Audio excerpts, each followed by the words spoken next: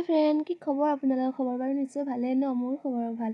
আজি প্ৰথমটো মোৰ মিনি ব্লগ চাব দেই আপোনালোকে। আৰু ইপানে বৰষুণ পৰা বতৰ, এইবিলাক এই ধুনীয়া হৈ উঠিছে ন? ইপানে কিবা মচন্দৰী কয়, নামটো ঠিকে নাজানো, আপোনালোকে জনাবচোন কি নাম।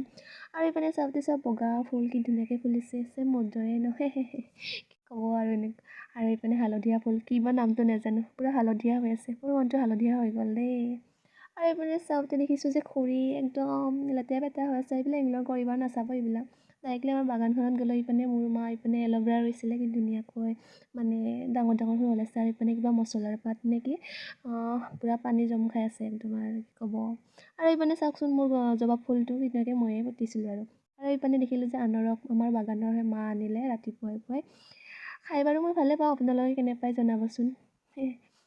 আৰু অপেৰা ঘৰত মোৰ বান্দৰহেন থপৰাখন দেখাই দিওঁ আৰু বাৰু এইখন মোৰ থপৰাখন। আৰু ভিডিঅ'টো